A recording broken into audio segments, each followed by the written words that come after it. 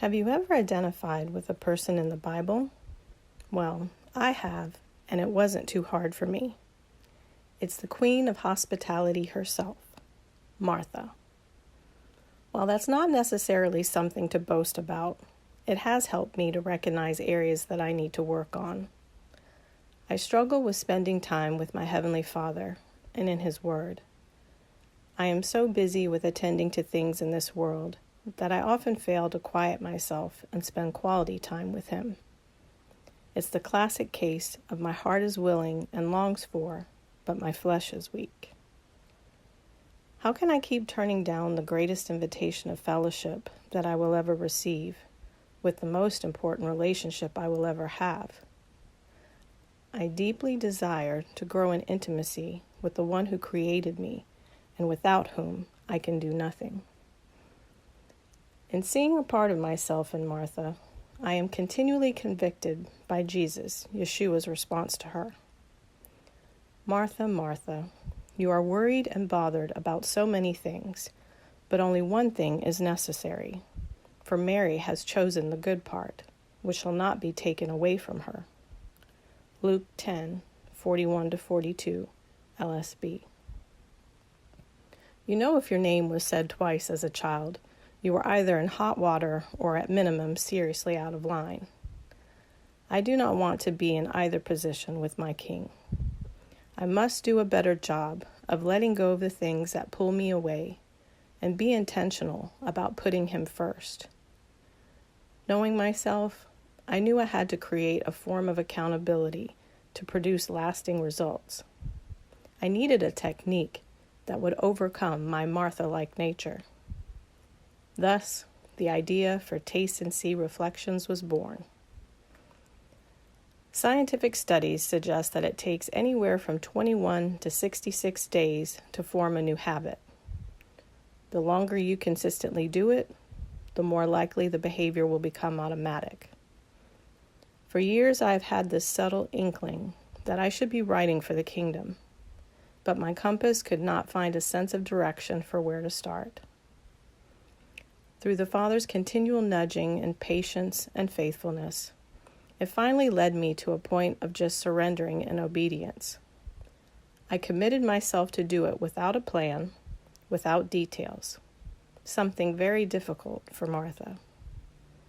But once I did, a path began to reveal itself. It started with an inner discovery of what is in my heart, the good part. A few years ago, I watched this YouTube tutorial about writing. I'll never forget something the guy said that stuck with me. He said something to the effect of, "Finding your niche is easy. Just write what you can't stop talking about." It made so much sense, but I thought, could it really be that easy? Back then, my mind made all kinds of excuses as to why it couldn't work. It's too simple. It won't attract or hold anyone's interest. Once again, I delayed my call to write. But now, at the moment of surrender, I realize that it's not about me or anyone else. It's about doing it unto the Lord. This should be our motivation for everything we do. If I'm doing what He is calling me to do, He will bless it, no matter how strange or unconventional it may seem.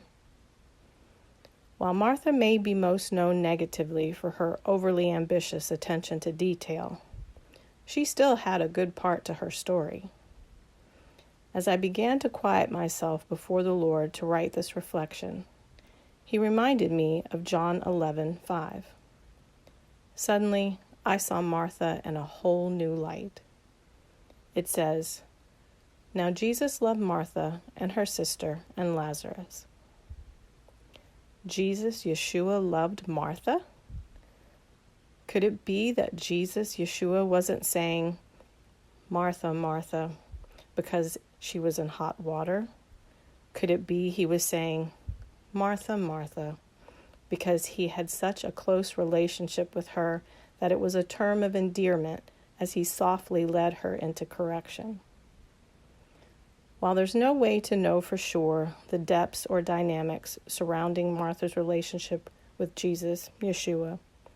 What an honor to be one of 2 women in the Bible to have been specifically mentioned to be loved by him. Had I not taken the time to seek the Lord and quiet myself, to listen for his voice, I may have never had my eyes open to see this. Comparing myself to Martha now takes on a whole new meaning and less conviction. As I begin this new journey of writing, I pray that it will encourage you to look for ways to go deeper in your intimacy with the Lord.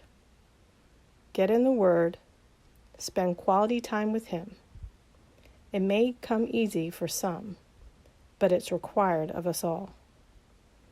Whatever you struggle with in your walk of faith, find what works for you to create discipline and consistency. The only thing stopping you is you.